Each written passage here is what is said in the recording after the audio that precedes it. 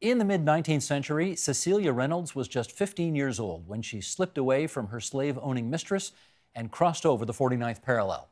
But freedom in Canada also meant leaving her mother and brother behind. And so that brave escape is just the beginning of her story. Historian and archaeologist Karolyn Smardz Frost unravels the whole remarkable tale in her most recent book. It's called Steal Away Home, one woman's epic flight to freedom and her long road back to the South. And it brings Karolyn Smardz Frost to our studio tonight. Great to meet you. It's lovely to meet you, too. And lovely to have you here. Let's start from scratch here. Who was Cecelia Jane Reynolds? She was a woman born in slavery in Kentucky. She was born into a house, she lived in a household of one of the elite families of Louisville, Kentucky, and she grew up with the children of that household. But when she was 6, she had reason to know that she was a slave, because she watched her father be dragged away in chains by the slave traders to take him to the Deep South. When did she first try to escape? She first tried to escape when she was 15, and she was successful. How? She was remarkable. She arranged her own escape. She had been in Washington, D.C. and seen coffles of slaves chained together in the very shadow of the Capitol building, and I think it shocked her. And as soon as she got back to Louisville, she went to the Underground Railroad operators who managed the routes out of the South, and they sent word to Toronto, to the African-American expatriate community here. And it was people from the Toronto Black community who came to Niagara Falls and helped her get across. Her owners had come for a vacation to Niagara Falls and brought her with them to the Cataract Hotel. And Benjamin Pollard Holmes, a waiter on one of the steamboats that operated out of the City of Toronto, it was called the City of Toronto, came and visited the hotel before she even got there to make the arrangements. And just a few days after her owners arrived on May 14th, 1846, Cecelia vanished. Do we know how well or poorly she was treated while she was a slave? It appears that she was treated very much as a member of the household, because she was friends from childhood with the woman to whom she had been given at the age of 14. Fanny Thurston was 14 when she received the 9-year-old Cecelia as a lady's maid. But we don't know the details, because slavery was at its heart an unwaged labor system, and it was coercive, and physical punishment was a usual part of it. But the very worst threat that could be used against an enslaved person was to sell them away from their family and all the people they loved. And that had already happened to Cecelia. Her father was gone. So she knew about slavery firsthand and in its most brutal form. But then she made that fateful decision in Niagara Falls to cross over into Canada, and she knew that by doing that, there was every possibility she would not see mother and brother again, right? That's How did she right. reconcile that decision? Well, she didn't. When she got to Toronto, she ended up marrying her rescuer, Benjamin Pollard Holmes, and they lived right behind Osgoode Hall, and she went and learned how to write. And as soon as she had already knew how to read, but she didn't know how to write. And once she learned to write, she wrote a letter to her former owners in Louisville, Kentucky, asking the price of her mother's liberty. That was an astonishing thing to do. Did she not worry about writing that letter? She sent it by way of Detroit with an anonymous, with a local minister by the name of Minister Foote, who took the letter for her and sent it on to her so that her owners would not know her exact location. But later on, the series of letters that ensued between her and her former mistress, Fanny, were all sent to Toronto and to other locations where Cecelia was located. So I think that she felt that she was pretty safe in Canada. Did she have any reason to believe that if her location were established, that her former family would try to recapture her? I'm not sure about Fanny, but Fanny's father, Charles, certainly would have. He was a hardline slaveholder. How did you even find out about her story to begin with? It's astonishing. This was really lucky. I was working on my previous book, I've Got a Home in Gloryland, which was about Thornton and Lucy Blackburn. And Thornton Blackburn from Louisville, Kentucky, had been owned by members of the same family that Cecelia was. So when I was in Louisville at the Filson Historical Society one time, I found 5 letters from Fanny to Cecelia. We only have one half of the correspondence, but it was part of a 20-year correspondence between those two women. What a treasure trove. Really. So the light went on when Absolutely. you discovered that. Yes. Let's find out more about, I mean, obviously she left Kentucky, she ends up in Toronto. How different does Toronto look, and how different is it for her in terms of a life experience compared to where she came from? If you take the two cities, they were reasonably similar. They're both port cities. They were both the entrepôts for the opening of the western part of both America and Canada.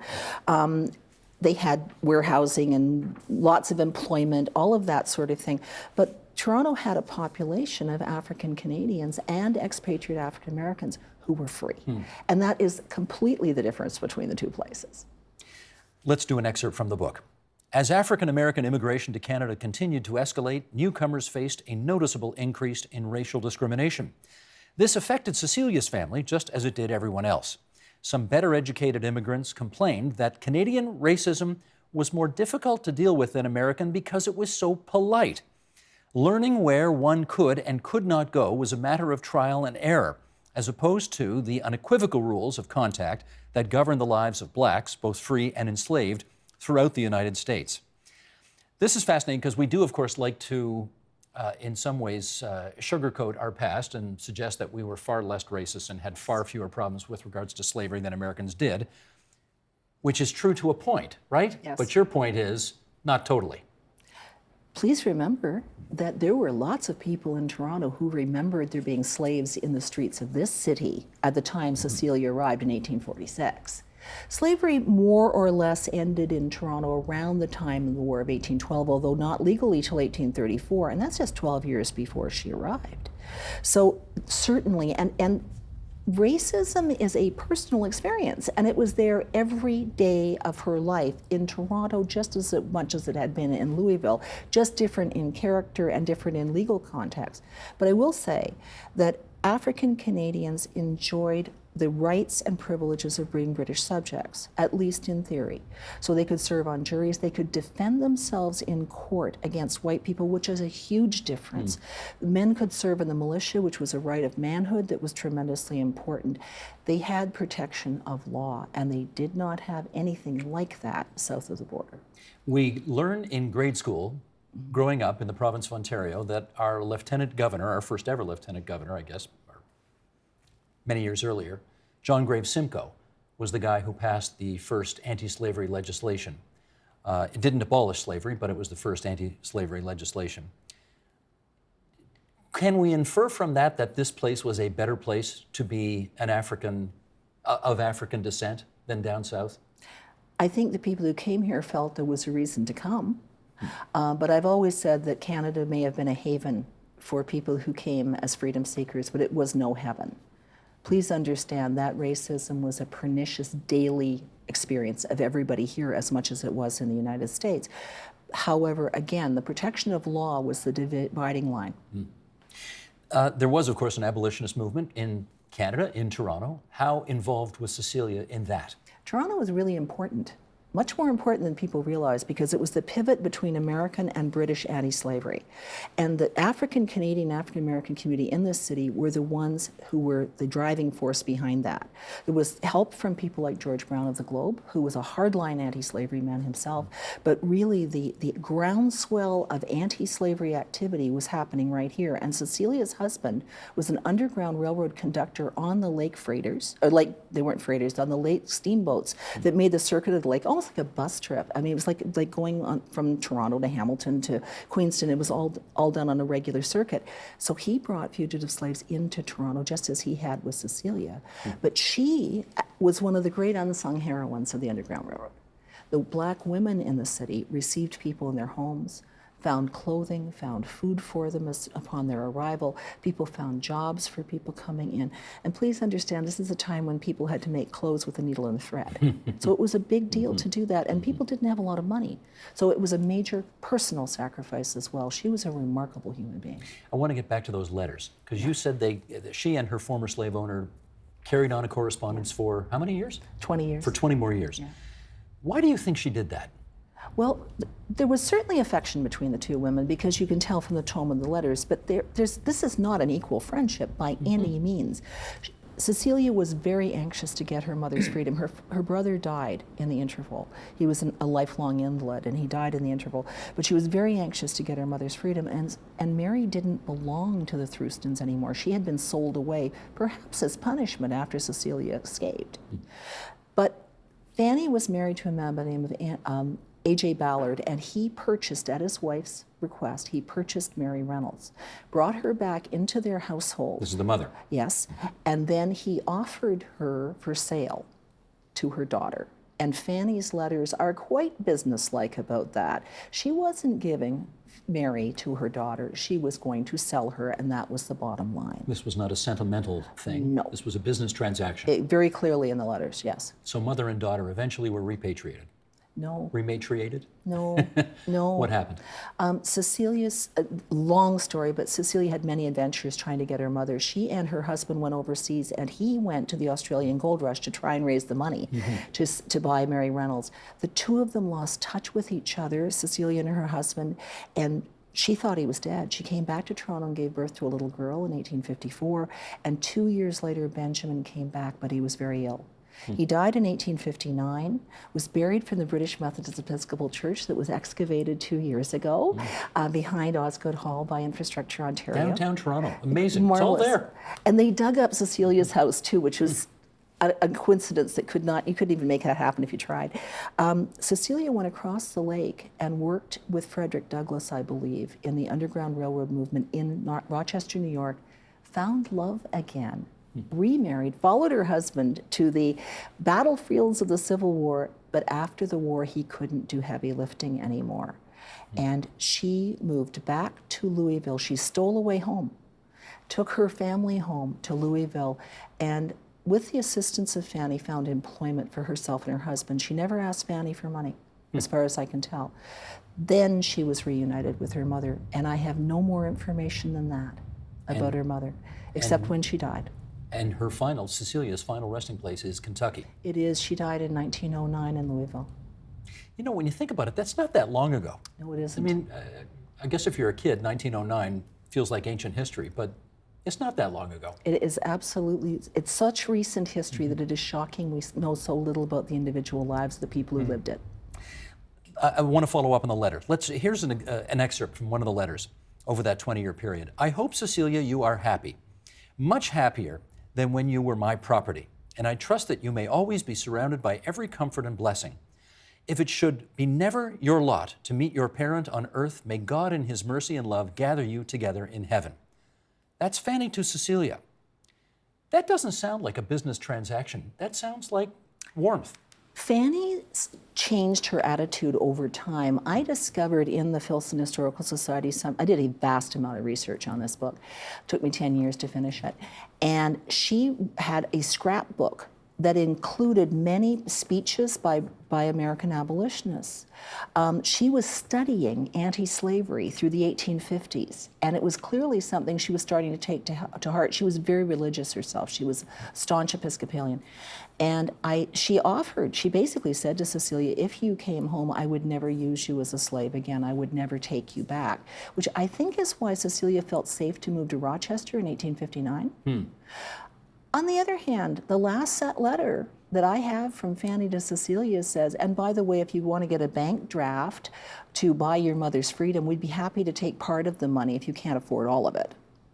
So it's still pretty unequal, and I don't think that I would say they were affectionate, but I'm not sure they were friends, if you see what I mean. I do, yes. I'm still curious as to why she decided, having received her freedom in Canada and having found so much to like about Canada, why go back to Kentucky? I think she couldn't sell her Toronto property. She tried to convince her was tied up with her two stepsons. They were the barbers in Peterborough and Lindsay, Ontario by that point, respectively. And they owned the part of the lot that she and her husband had owned on Centre Street. It was a double lot. There was a second house on it. The house she inherited the house, but not the land. So she couldn't sell it. And her husband, William, the second husband, had a terrible hernia from carrying, he was a cook in an all-white regiment, and he'd been carrying these big, heavy cook pots, and he could not work and do heavy lifting. She couldn't get any income, and they could not get his pension. It took till 1899, long after he had disappeared in Kentucky. She never knew what became of him. He disappeared in the 1880s. The terrible violence in the countryside in Kentucky against the free black population after the Civil War was dreadful.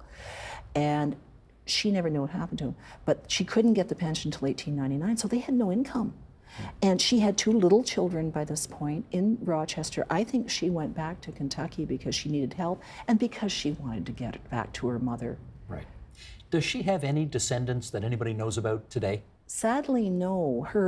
The first generation was remarkable in some of the things they did, really inspiring. They show what Cecilia's love of freedom and how it had been instilled in her children and her stepchildren. Her daughter, at 54, after her mother's death, became an exoduster on the prairie in Oklahoma. Her 2 stepsons, one of them went out to Faribault, Minnesota. He left Peterborough and went to Faribault, Minnesota, which is on the prairie. His 2 sons became the first black doctor and first black dentist to graduate from the University of Minnesota Medical School, and one of them went on to be the medical officer of health for Northwestern Minnesota. Visibly African-American man. It's a remarkable story. None of them had children who survived. So that's it. That's it. I'm going to show the cover of the book here because that's a great cover, but that's not her. There are no pictures of Cecelia that I've ever found. I only have one of the doctor in Northwestern Minnesota. It's the only image I have. But this is what I'm wondering. I mean, how frustrating must it be for you, given that you know this woman probably better than anybody in the world now? I think so. I think you do. Yeah. And yet you don't know really what she looked like. I have physical descriptions. But you haven't seen a picture of her. I've never seen a picture of her. How frustrating is that? I'm never going to stop looking. But it's interesting, you've got some fantastic pictures in the book, Thank you. but they're of everybody else. Yes. Right? Of the other players in the drama. Yes. What do you mean you're never going to stop looking? So Because this book is not, I mean, in some respects, the journey is not over for you. One never ends a biography. You fall in love with your subject, you fall in love with the person and the characteristics and all those admirable qualities that they have. And I will never stop searching for Cecilia Jane Reynolds. She's a friend. She's a friend. You've never met, but she's a friend. Yes. And just for the record, that's just a model, right? It is a model. She's an African woman, and it's a spectacular picture. We wanted very much, my editor, Iris Tupholme of HarperCollins, she and I spent a long time with her design team with a cover to get someone who looked strong, centered, and very much her own woman, and that's a beautiful cover. I'm It's very all happy. captured in that picture, no question about it. You did reference earlier to the fact that the remains of her home in downtown Toronto were discovered. They were. If you were to go to that neighborhood today and you were to look at that spot today, you can actually stand on the spot, right, where her house was? There's actually a plywood barrier for safety reasons around the block. It's the parking lot that used to be behind Osgoode Hall, that one, just north of Osgoode Hall. That was the most densely populated area of Toronto. It was the main immigrant reception It's called the neighborhood. Ward. It was called St. John's Ward, actually, in her day. It was called the Ward later.